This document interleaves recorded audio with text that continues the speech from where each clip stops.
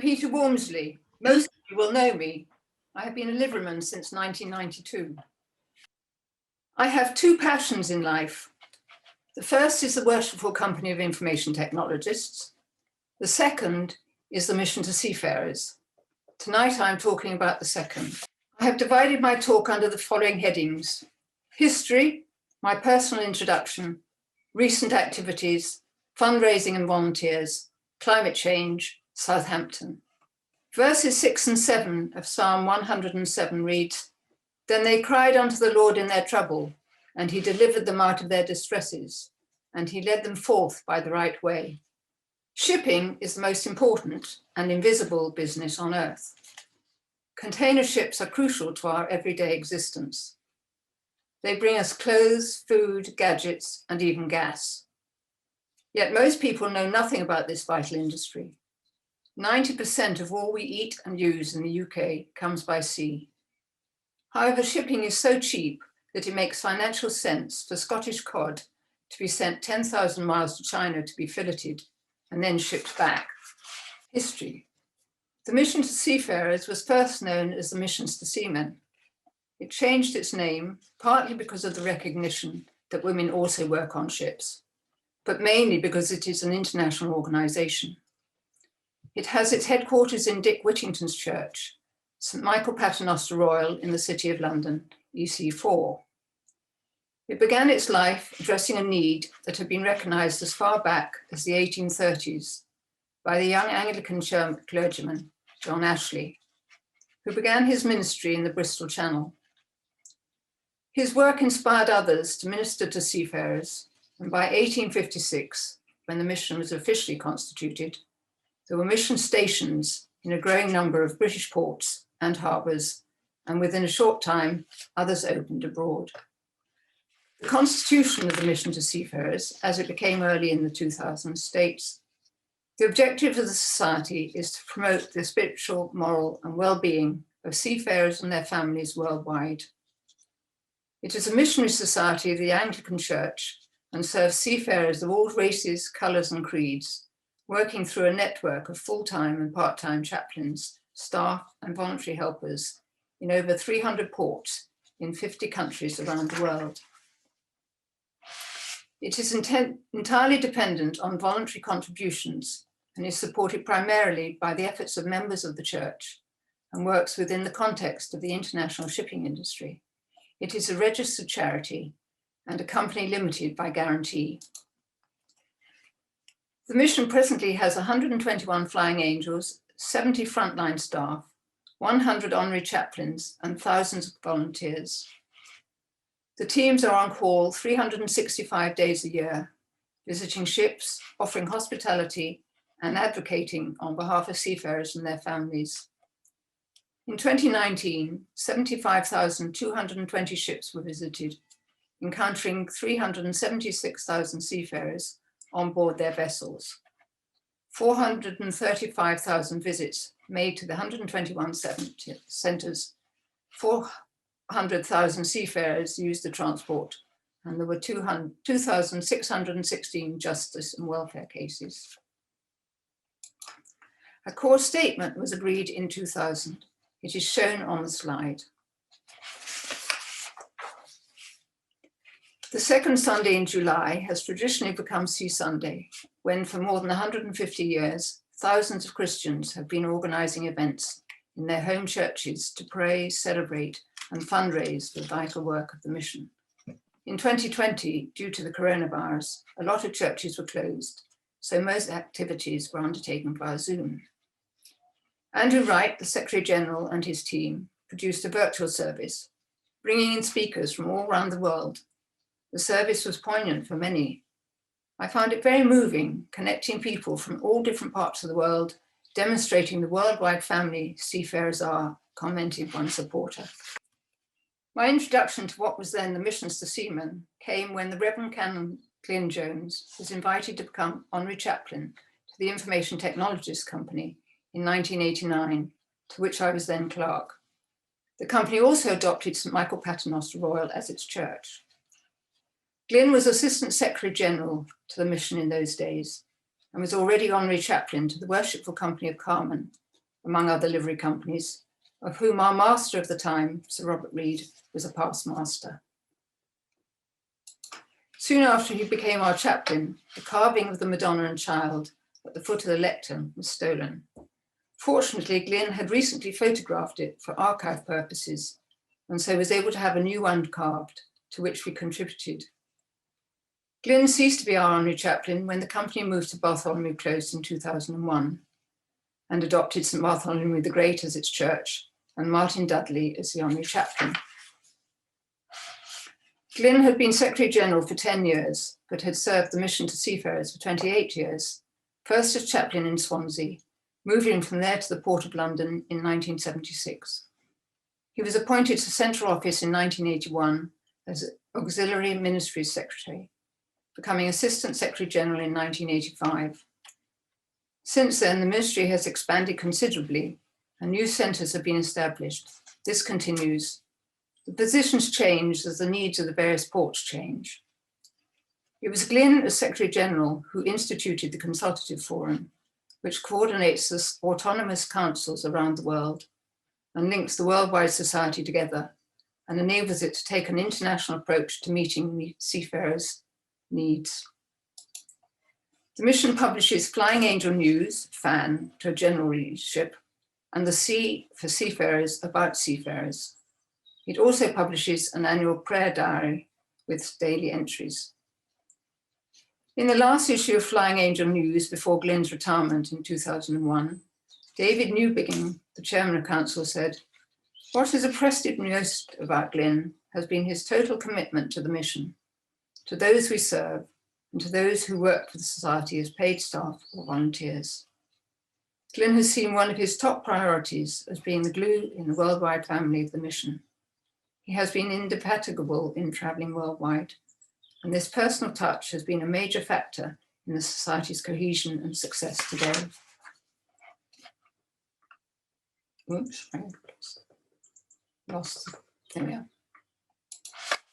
Glyn, as an honorary freeman of our company, was presented with a cheque by our lovely company on his retirement, which enabled him to undertake a degree at Lampeter University into Celtic spirituality, which he completed despite suffering a stroke in June 2005. Sadly, he died in April 2020. Her Royal Highness, the Princess Royal, has been president of the mission to seafarers since 1985, having been introduced to it at the Missions to Seamen's Flying Angel Club in Hull on a visit there with her parents in 1969. The Queen is the patron, and Glyn was one of her chaplains.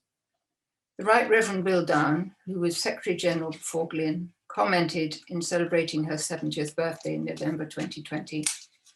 During her 35 years as president, the Princess has visited many of the mission centres around the world, is a regular attendee at our annual service and annual general meeting, and takes a keen interest in all that is going on. She is an inspiration to us all. I recall being told on one occasion when she visited the centre in Rotterdam, where she was asked by the mayor why a British organisation should be supporting seafarers in the Netherlands. Her reply was, "The mission to seafarers is there for all seafarers worldwide." Throughout its life, the mission has changed and adjusted with the industry and the seafarers it continues to serve. This was shown when in 2007, it formed Centres for Seafarers, allowing chaplains and supporters to work ever more closely with kindred societies. The first was in South Africa, where the mission was joined by the Apostleship of the Sea, Stella Maris, the Catholic Society, the Sailors Society, Methodists, and Biblia, the Dutch Reformed Church, in forming the Ecumenical Seafarers Centre in Port Elizabeth. The second was at Tilbury in the London Docks, which was opened by the Right Honourable Michael Martin MP, then the Speaker of the House of Commons. The Tilbury Centre, which received generous funding from the Merchant Navy Welfare Board, Trinity House and Seafarers UK, replaced the old Flying Angel Club. The third project saw a newly refurbished centre in Hull. A similar centre was formed in Southampton. More anon.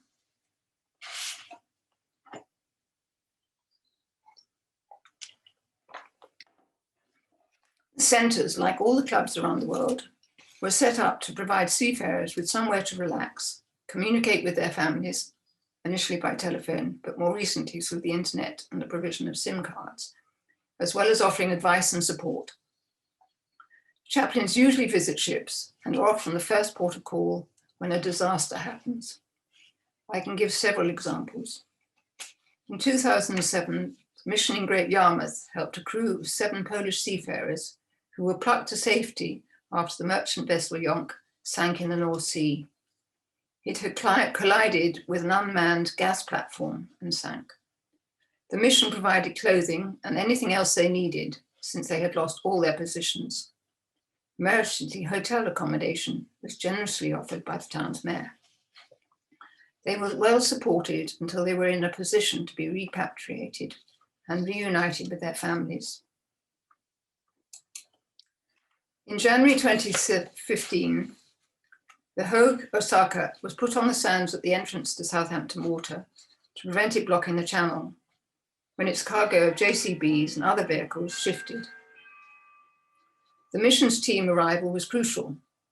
They were able to speak to all the crew and arrange for them to be taken to the Seafarers Centre for hot soup, coffee and sandwiches, as well as blankets, jumpers and socks at 2 a.m. By 4 a.m, the shipping agents and lawyers had arrived and arranged to transfer the men to a local hotel. There had been a suggestion of putting them in the local nick. In the aftermath, the port chaplain, John Attenborough, more about him later, was able to see the crew members every day while they were being questioned by the Maritime Investigation Bureau. And the company representatives, lawyers, salvage experts, and insurance officials all wanted answers and information. John arranged for them to have time out to visit the centre and relax. After a week, half the crew were able to return home, with the others waiting for the ship to be righted and sailed back into port for the cargo to be removed and repairs undertaken. Later, the head of Hogue Artelaners came to Southampton to thank the mission for all its hard work and effort. Piracy has been a threat for a long time. 10 years ago, Somalia's coast was the centre of piracy. But according to the International Maritime Bureau, IMB, this has shifted to West Africa.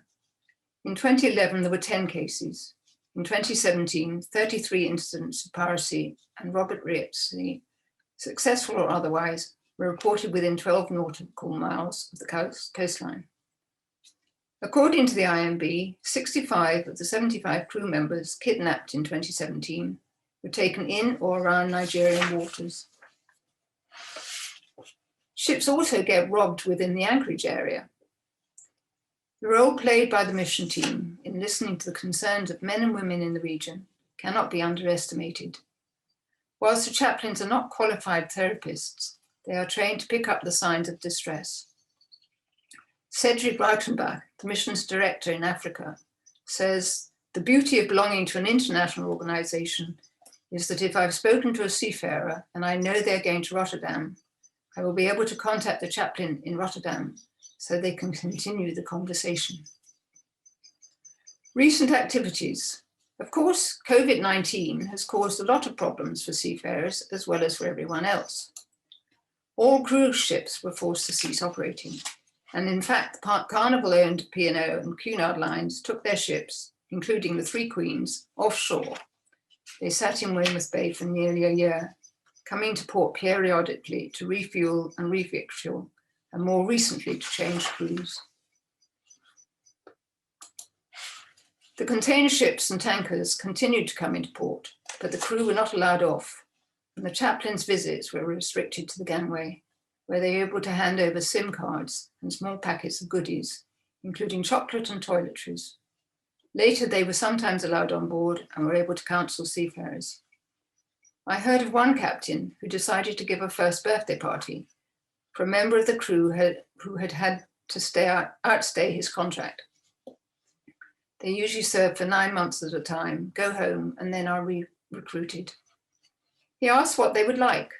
They said that in their country, the Philippines, celebrations usually included a roast pig. So he bought one, cakes and beer, which they had when they left port. He was reprimanded by his company for overspending his catering budget. I nearly forgot the most important support the chaplains can give when a ship is abandoned by its owner. This was happening even before the current pandemic. I have seen it for myself, both in Falmouth Harbour and in Singapore. During the financial crisis of 2008-9, many ships were abandoned because there was no cargo to move. Falmouth is a very large and deep and protected harbour, and a good place for empty vessels to tie up. The ships cannot be left without a crew, and so a skeleton one has to stay on board, usually without pay or provisions. The mission chaplains not only supported the crews, but arranged for legal help and in many cases repatriation. In Singapore, a large fleet was held offshore for months, and again the mission chaplain was there for the few crew members laid on board. I was reminded of this by an article in the Times lately about the oil tanker MT Iber, but this was even worse. It had been stranded at sea for more than 3 years after its owner got into financial difficulties and had not docked in port for 43 months. 5 crew members had been on board throughout, going 32 months without pay. Ne Win, the 53-year-old Burmese chief engineer, said he had been unable to control the ship after the anchors broke and had no choice but to steer it onto the beach. The company hit financial problems 4 years ago and has 5 other vessels in port, running up fees that it cannot pay. Unlike many ships in the same predicament, the MT Iber is still seaworthy, and talks are underway to sell it. However, the Reverend Andrew Barman of the Dubai branch of the Mission to Seafarers said it was thought that the sum raised would not cover the company's debts. I have just been to deliver supplies, and there are dozens of holidaymakers on the beach having picnics and looking at the latest tourist attraction, he added. At the time of the article in January, he said the authorities were thought to be planning to tow the vessel to Dubai, and the talks were underway to pay 70% of the $170,000 owed to the crew. 3 Indian deckhands and an additional engineer from Pakistan remain on board. Seafarers are the unsung frontline heroes, ensuring that medical and food supplies get to those who need them. But at present, the mission's contact can only be from the gangway. Chaplain in Rotterdam recalls, one seafarer almost cried when I told him I was the last chaplain still visiting ships in the port. Ports are vital in the global supply chain and ultimately our fight against COVID-19. And yet the welfare of those who work at sea isn't recognised in the same way as other international key workers. Even before the crisis, seafaring was a stressful profession. A study by ITF Seafarers Trust found that 20% of seafarers had considered self-harm or suicide due to the pressures of work. Many are now more anxious than ever while facing fresh challenges at sea. The present Secretary-General of the Mission, the Reverend Canon Andrew Wright, in his role as Chairman of the International Christian Maritime Association, sent a letter to the United Nations agencies and national governments urging them to recognise seafarers as international key workers. The letter also requested that port-based welfare facilities remain open, so seafarers can get the support they need. The UK has become the first nation to recognise seafarers as key workers, but we need a global consensus. The shipping industry has begun to recognise that seafarers are particularly vulnerable to mental health issues. In fact, suicide rates among seafarers suffering from poor mental health have more than tripled since 2014, according to figures from a recent survey. In the UK, the launch of Heads Together by the Young Royals has had a major impact on the way we view mental health. The shipping sector, however, covers many cultures where the topic continues to carry stigma. At the Mission to Seafarers, the chaplains have often noted the concerns of seafarers, and the Seafarers Happiness Index is a useful tool to gather more detailed insights. Starting in 2020, the mission's port welfare teams receive mental health first aid training so that they can assist seafarers having a tough time. In addition, it has embarked on a suicide prevention course, helping chaplains to spot the signs and offer coping strategies to those in distress. The We Care social communications and We Care financial literacy programs tackle the causes of mental health. The family support network in the Philippines has had significant impact on seafarers' well-being, and chaplains in 200 ports are on hand to help seafarers with urgent mental health problems.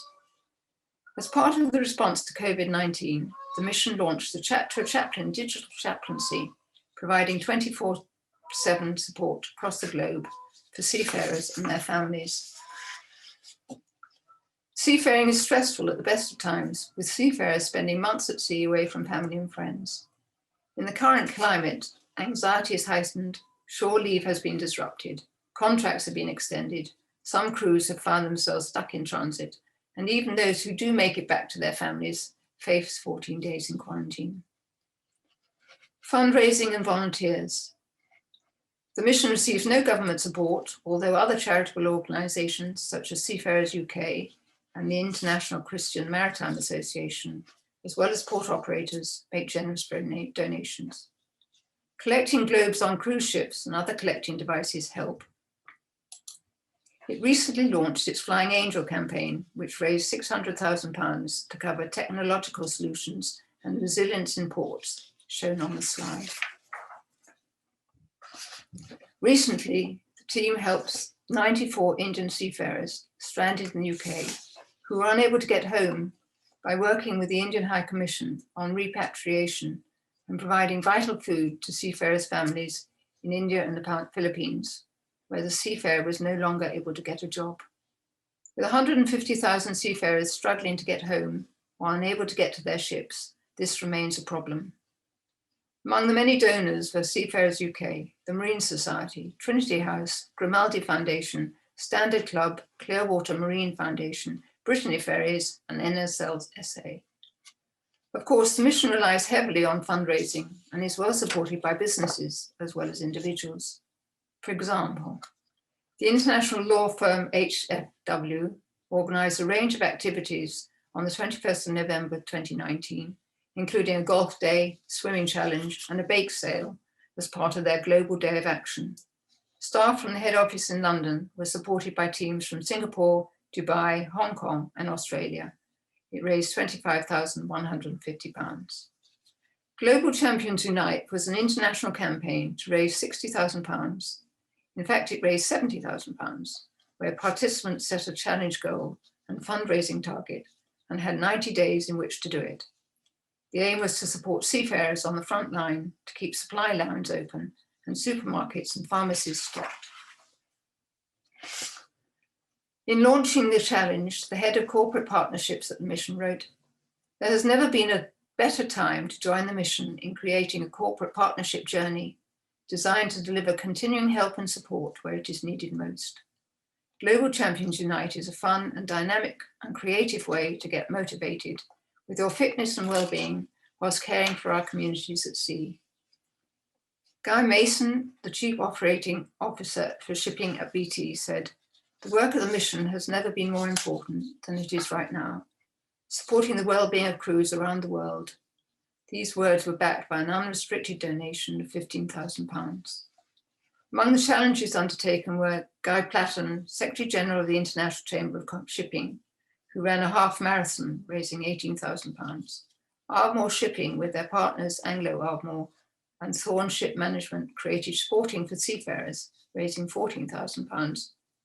Team International Maritime Organisation and the Secretary General of the mission took part in a 100-kilometre cycle ride.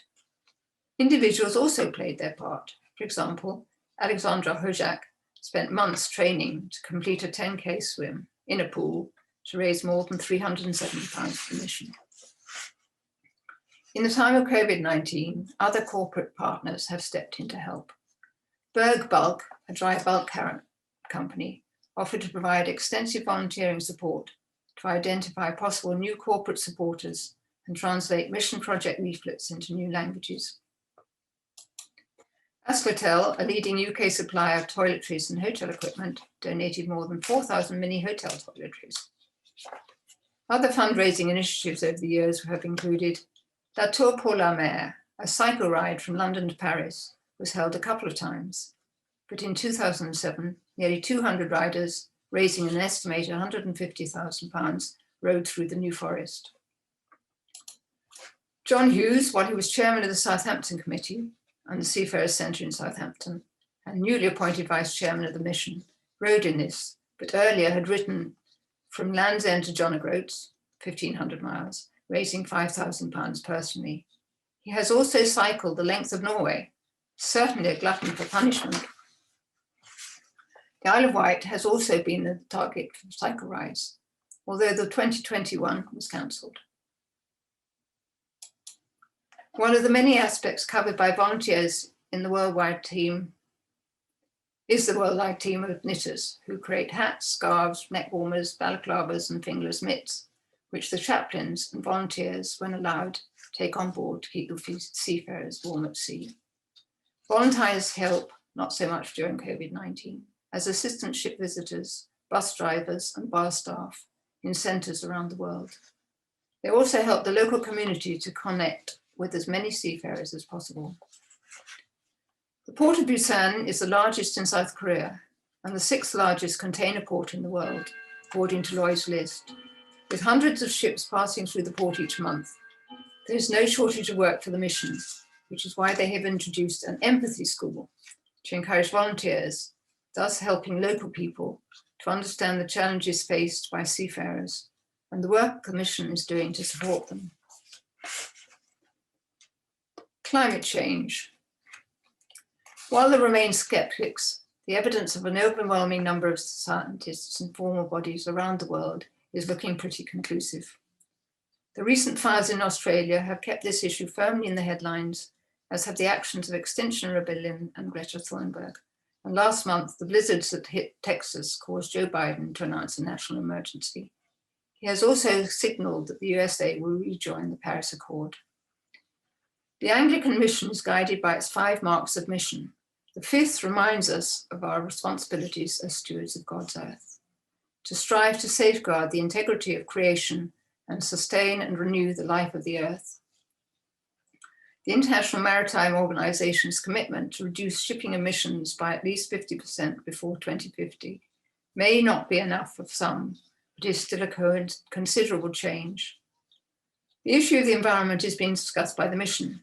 The use of plastics in the centres, the consumption of energy, whether to use electric vehicles, how to waste less paper, and in a global organisation, the vexed question of whether to keep flying.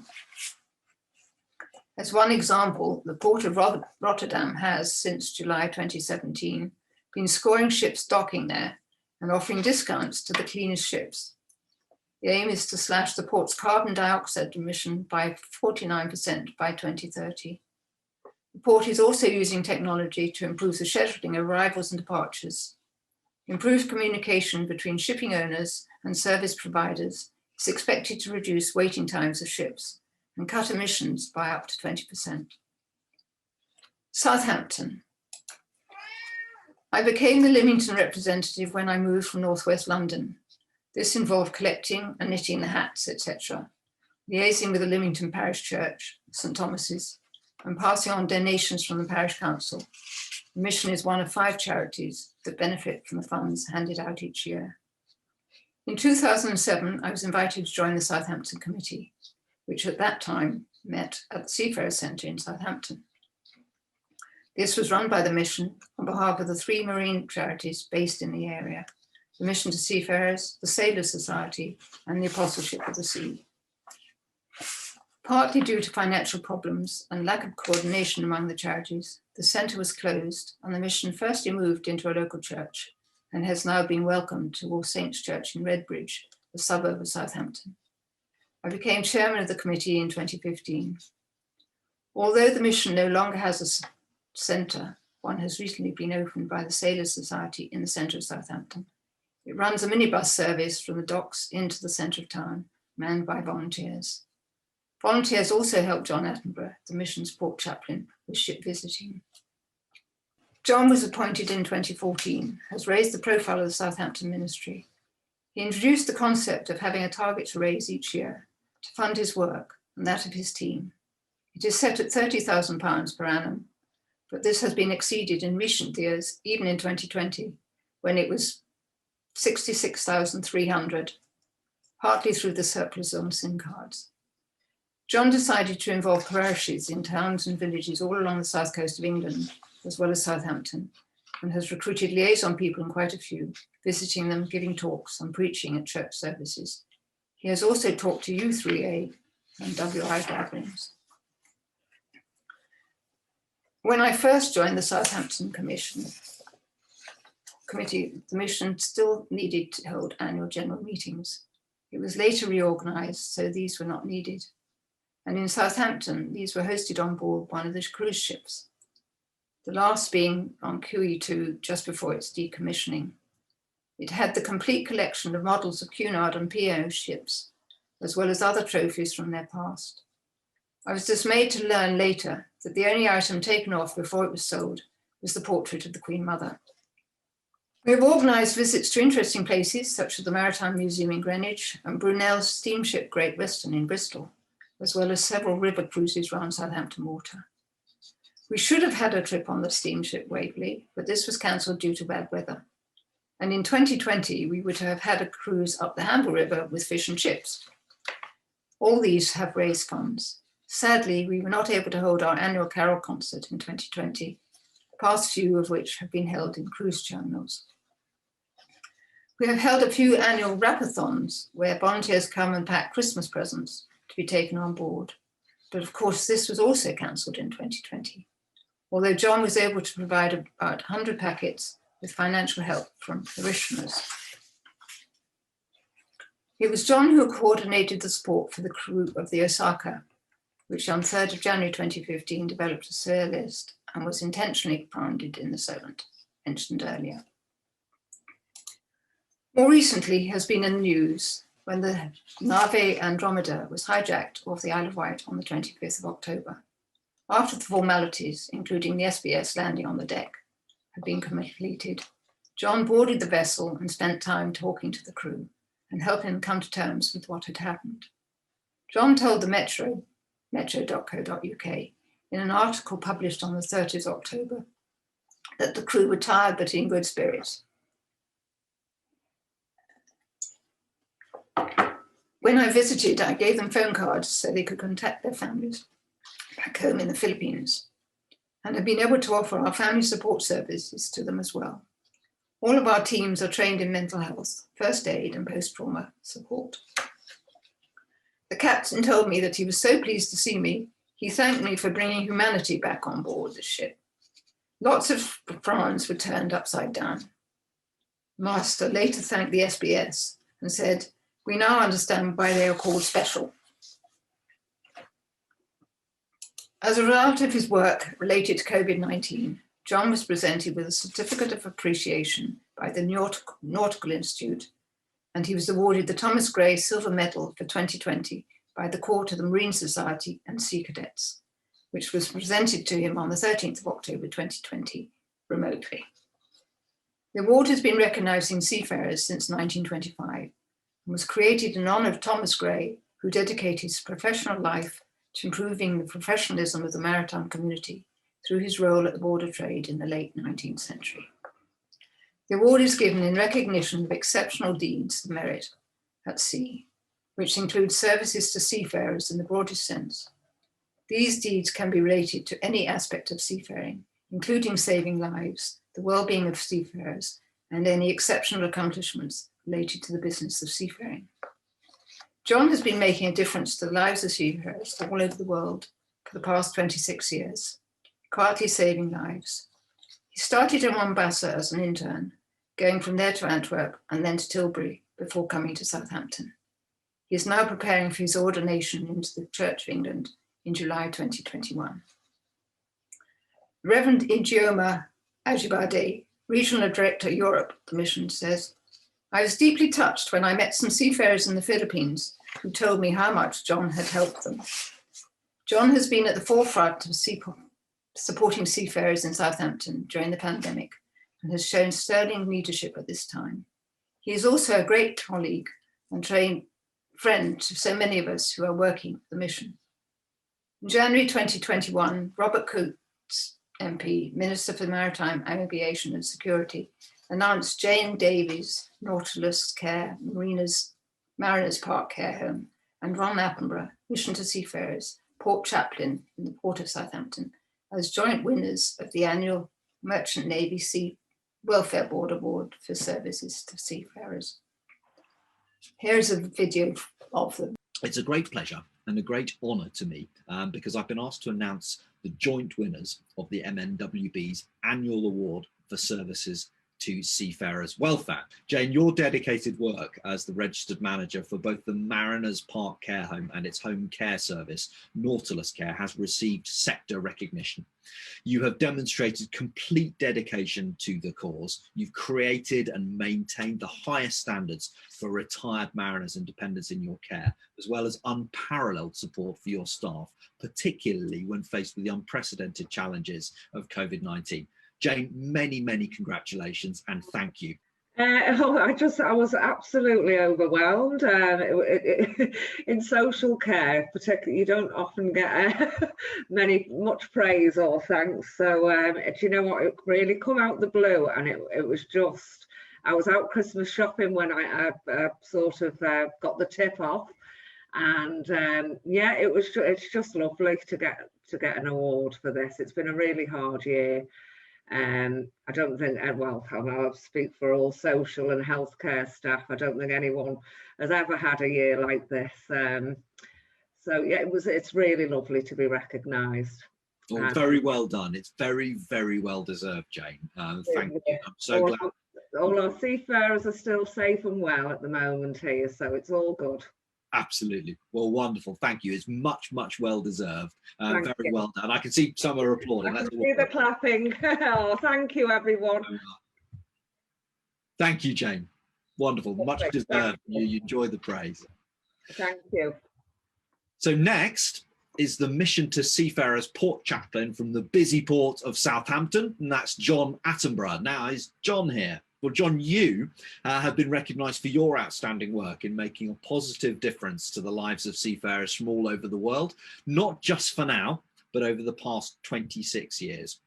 John, your ongoing compassion and outstanding support of seafarers has also been recognised by the sector, and it's been clearly seen in your response to seafarers' welfare throughout this COVID-19 pandemic. You have always been and continue to be a source of practical and emotional support for many seafarers who were and are still, sadly in some cases, unable to return home due to the crew change crisis. John, thank you on behalf of all of them and the entire industry for everything you do, have done and are doing for seafarers. John, would you like to say anything? Thank you. I'm honoured, completely shocked, like Jane said, completely overwhelmed by the award. I work with an amazing group of people, and I think it's when you work within a good team, good colleagues, good volunteers, I think it's them that really help you to become a better person. And you know, you can really then get challenged by them, by the team around you, to go and meet the needs of the seafarers. And so without the team around me, without the volunteers, without the organisation, really I couldn't do what I do. And we do it primarily not for awards or praise. We do it because we have a heart for seafarers and we have a heart for their welfare. And so just I'm honoured and humbled to receive this award. So thank you very much. John, thank you. Those are really wise. Let's have a round of applause for John. Thank you. Well, those are really wise words. You're absolutely right, and thank you for crediting all of those around you. Those are inspiring words as well. There's a lesson that we can all learn from you, from everything you've been doing, for your inspirational actions, and thank you so much for everything you've done, and very well done again. In conclusion, I must say that I was deeply touched to receive a letter recently from Andrew Wright, the Secretary General of the Mission, to thank me for my contribution. Also to emphasise how well thought of John Attenborough is. I hope they won't move him on too soon.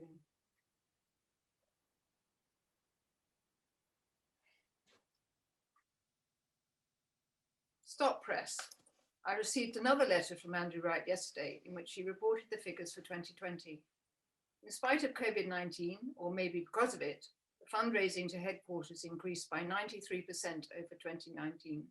And the UK branches raised £700,000, of which 66,300 was from Southampton. Globally, 30,570 ships were visited, 46,063 seafarers used the transport. 86,996 seafarers visited the centres, and 144,612 items of PPE were provided to frontline teams. Unbelievable. I have repeated the slide for 2019 so you can see the difference. Although not strictly connected to the mission, I have a couple of snippets to add. Did you know that in the past 10 years, 1,300 containers have been lost from shipping, mostly partially due to weather conditions? New technology is being developed to forecast weather and vessel motion, thus helping ship operators to reduce their losses. Also, did you know that fishing gear is estimated to represent 27% of marine litter, with more than 26,000 kilometres of equipment lost in the English Channel areas each year? Indigo is looking to develop new prototype biodegradable fishing gear for use in the marine environment and to improve the recycling of existing gear at the end of its life. Some of the teams taking part in the Ocean Race Europe this spring will collect valuable information along the route about the levels of microplastic pollution in the water, as well as data including carbon dioxide, salinity, and water temperatures. The Ocean Races Champions for the Sea programme has helped more than 160,000 children in more than 54 countries understand one of the main threats to the ocean, plastic pollution, and what can be done to combat it. By the end of March, the programme will be available in 6 more languages to help inspire a new generation of ocean advocates. Thank you for listening and for the opportunity to tell you about the mission to Seafarers. Well, can I be the first to thank you for sharing it with us, Peter? That was absolutely fascinating, a subject I knew nothing about. Looking around the screen, I can see there are some very keen sailors on here who obviously know a lot more than I do, so I'm going to let them ask all the questions, but thank you. That was really, really interesting. Thank you, Kelly. I can see Clive's there. Yes. Hi, Peter. Can I ask a question? Yep. Yeah. It's interesting. I mean, I assume you're talking about the seafarers who are on the container vessels. And do you know what the nationality is, what the distribution is? Are they all sort of evenly, is it from all over the world, or is there a preponderance? I think I've heard of some that have Ukrainians, and the trouble is that then if they've got a Russian boss, that makes problems. A lot of them are Sri Lankans, Filipinos, Indians, but it's not just the freighters and the tankers; it's the cruise liners as well. Are they mostly casual labour? So they just they get taken on for a 9-month contract, right, and then they go home, and then they have to reapply for the next one. Really? And that applies to cruises as well? Yeah. Really? And they I mean, quite often, you know, they come into Southampton at sort of 8 o'clock in the morning, and they go out again at 6 o'clock in the evening. Mm. You know, it's not just the sailors; it's also the staff looking after the passengers as well. Yeah. Yes, thank you very much. That was amazing. Nothing I knew, didn't know anything about it.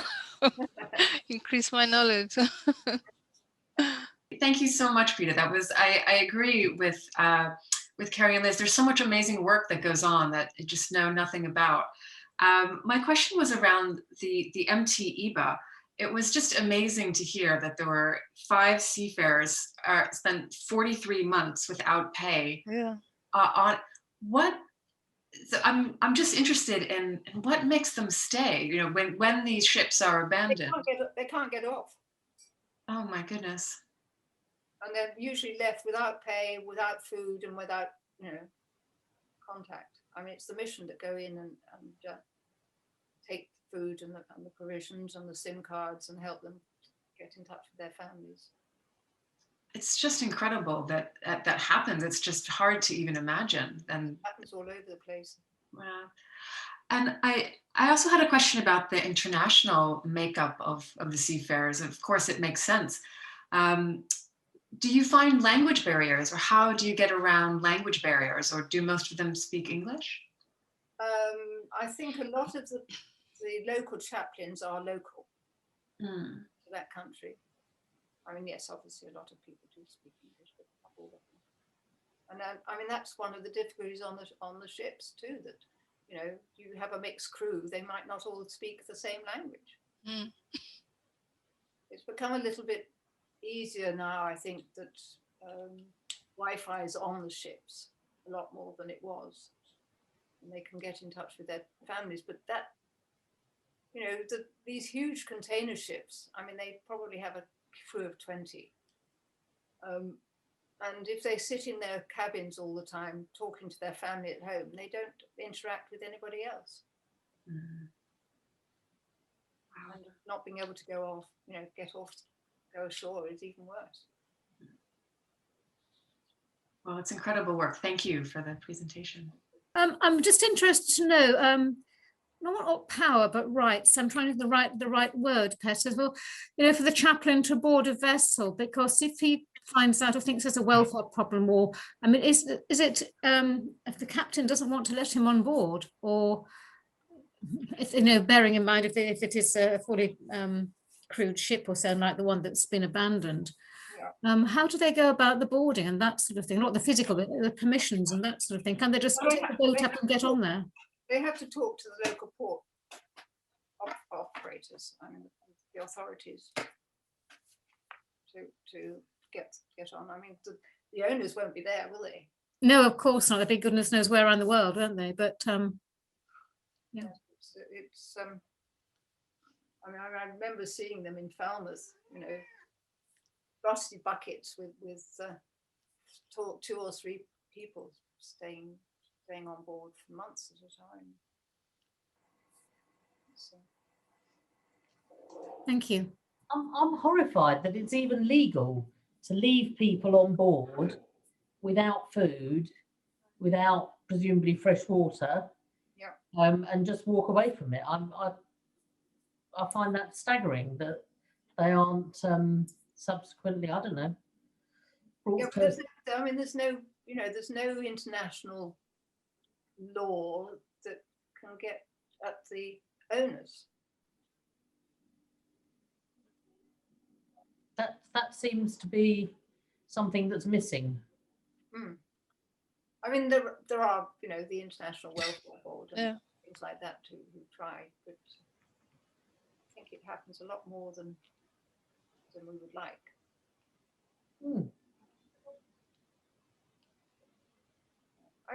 I think they're amazing. You know, I know they're working for their families back in their own countries, and money all goes back there. But even so, you know, 9 months away from your family. I can remember one of the chaplains who came to talk to us, telling us that he'd been on board and he'd seen a seafarer, and he'd been on the telephone, and he came out and he said, "Now, is everything okay?" And he said, "Oh yes, thank you very much." And he said he looked at his eyes and he was crying because nobody had told him that his son had died. You know, I mean, these are the conditions that they're working on. This is quite astonishing, actually. I mean, what if they get ill and need a doctor? I mean, can't they just ask for a boat to come and pick them up and take them ashore? Well, not at the moment with COVID, no. Oh, I see, because of COVID. Yeah, but they could quarantine for 2 weeks. They haven't been allowed to. They haven't been allowed ashore. Oh, right. Well, how did the captain escape then? Sorry? How did the captain escape? The captain? Yes. He's on board as well. I mean, no, you say sometimes they're abandoned. So how did the captain leave? Oh, that wasn't during COVID. That was before. Oh, right. I mean, you know, they are actually allowing people off a bit more now, I think, in this country. I don't know about any other country. And they are allowing the chaplains to go on board a little bit more, but they're restricted in where they can go. I mean, for a lot of the time, they were standing at the bottom of the gangway. Yeah. I mean, John was saying that there was one seafarer who, because of his contract being overrun, had run out of his medication. And he managed to get permission from the port authorities to actually go and get the prescription and take it to a local doctor and have it serviced for him and get them back on again. But he said he had to go and actually hand the medicine to the seafarer because he wasn't sure it would get there if he handed it to somebody else to hand on. Yeah. And they do have, yes, they do have people who have to go to hospital. And occasionally they have fights and things, and then they have to go to prison. So the chaplains have to visit them there as well. I can imagine. I mean, I get that they don't want people coming on the ships, because if you get the virus on board, you know, that's for everyone, isn't it? So I get that. But it does seem to be draconian measures to have people at sea for a year with not coming off at all for anything. Yeah. Horrendous. Peta, hi. So it's very complicated for me. One is how we deal with immigration, you know, with loads of individuals coming into various borders. And the other is the other side. So if there's a YouTube a video thing at the minute with a boat called Florence, which is really interesting. If you want some addictive sailing, interesting around the world video. And these young couples set out around the world. And we were just waiting for them to be caught with COVID because the videos were 2 months behind. And they got caught in Indonesia. Yeah. What's this? This is a sailing boat, a yacht. Yeah. Well, it's a yacht, but it's you know, it's similar in the sense that they were caught, they were isolated, but they're really looked after by the Indonesian people and the Indonesian government. There was loads of sailing boats in Indonesia caught at the time, of course, and they made them isolate, but they were looked after with food and everything. And they only said it was from the government, but I'm sure it was from other organizations. And that's interesting. So does the Seafarers actually look after British people abroad, as well as looking after international boats in the UK? It's worldwide. I mean, it's got, yeah. You know, the mission has chaplains in 300 ports around the world. So they're not just looking after international people coming here, they're looking after people who go into these other ports as well. I'm not sure yeah, like small areas, small ports, small. No. Well, they're in the main ports, let's put it that way. Yeah. They do have sometimes they have one of the local clergy in a chapel in a village or something might be affiliated to help, but I don't think they would be looking at yachtsmen. I think they're really commercial, you know. Commercial vessels. Yeah. Yeah. Interesting. It is an interesting, like you say, with the commercial vessels, the fishing vessels and things in the UK that come through the UK and around the UK and things. It's a well, there's a mission to fish deep sea fishermen as well. That's another charity. Okay. So this is commercial vessels particularly. Yeah. Commercial vessels. Yeah. I mean, that includes the cruise ships, of course. Yeah. Interesting. So I presume that the Cunard's cruise ships are cruising around off the Dorset coast, I think you said. They're sitting in Weymouth Bay. Because there's just, where else could they go? They're not meant to be in the dock. Do we have the docks for them? Does it get? Oh yes, I mean a lot of they've money? been coming in. They've been coming in lately, sort of. I think probably one at a time. I mean, last year I think they had all 3 queens in Southampton at once. Couple of comments arising from both of those 2 last questions. First of all, the deep sea fishermen. I well remember as a small schoolboy getting a papier-mâché fish, a sort of a piggy bank, but was in the shape of a fish made out of papier-mâché. And as school children, we each, I'm talking now of, I hate to say, about 60 years ago. And we used to pop the coins in the fish and then give it Royal National Mission for Deep Sea Fishermen. We used to hand it in at the end of the year. Does the mission for seamen do anything similar? Yeah. And then before you answer that, the other observation I make is, I have the great good fortune to have the entirety of the Fred Olsen fleet moored about 2 miles from where I'm sitting. They're all moored in, actually, yeah, about 2 miles. They're all moored in Rosyth. I mean, there are only 4 of them, but it's the entire fleet. They've been there pretty well since the beginning of the first lockdown. Yeah. No, the mission does have what they call globes on the cruise ships for the passengers, and some of the crew put money in as well. And it comes in all denominations, and they have a person who has to count it all and send it off to headquarters. But all the parishes collect money as well, funding, and yeah, they have collecting boxes. Yeah. That's been, I mean, that was amazing that, to have gone up 93%, the fundraising in lockdown from the British public. I thought that was fantastic. Yeah, but you, Peter, might I mean, you would think that the organizations that own these cruise ship companies would be supporting and their staff sufficiently. That's the problem. Yeah, but a lot of these ships, you see, are registered in places like Panama, Liberia, because then they don't have to, they're not covered by the international rules.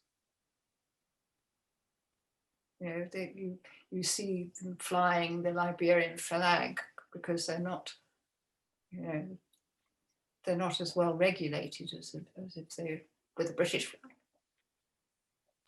The Fred Olsen ones are registered, I think, in the Bahamas, but I kind of saw on board because at Christmas I was persuaded to do a reading in a kind of carol concert Christmas entertainment that was being done in conjunction with the crew that were on board the 4 Fred Olsen ships. I think I don't know where the seamen are, but I think they've got a skeleton crew, but it looked to be kind of mainly officers who seem to be having really quite a nice time with their cabins and having the cruise ships to themselves, in a very highly civilized part of the world where they can go off and, COVID restrictions, of course, permitting, wander into wherever, and they're quite pleasant ships, but I don't suppose everybody else is going to be just that lucky, and there must be a lot of hardship. Yes, there is, and the Queen's or all the P&O and Carnival ships are actually also registered in the Bahamas, because then they can conduct marriages on board, which they can't do under British law. And it's an American company anyway now. Interesting. But does that mean Peter, that they're obligated to certain human rights, sort of standards, or? I think, yes, I think British, the British regulations are much stronger than a lot of others. But if you're registered in the Bahamas, for example? I think they're probably quite strict too. I mean, there are the sort of the people who register their ships in Liberia and then have them scuttled in far off places to claim the insurance and that sort of thing. Actually, there's a little sidelight, because it's not widely known that since it moored at Long Beach, all the captains of the Queen, it's Queen Mary, isn't it, that's at Long Beach, all the captains of the Queen Mary since it moored there have been clergymen. Oh. So they can conduct marriages. The ship isn't about to go anywhere, so you don't require a seaman, but you do require a clergyman.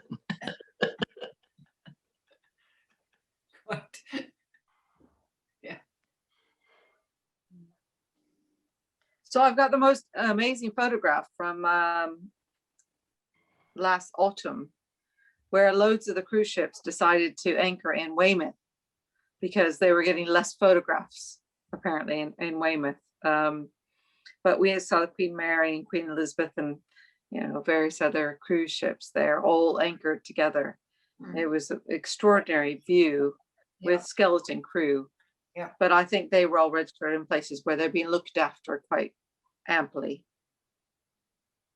Yes, I'm not sure how small the crew was actually, because a lot of them weren't allowed ashore when the lockdown came. Yeah, you don't often see the three teams together, do you? No, I did give you a photograph of it in the presentation. I saw them go up. I think it was they went up the Mersey. Yeah. For their anniversary, 150 years of them, and that was just astonishing. Yes. That's the only time I've seen them together till today. Yeah. Yeah. Well, as I said, I think it was last year they all came into Southampton at once. In fact, they had five huge things, and they're enormous. I mean, they're rather like huge blocks of flats.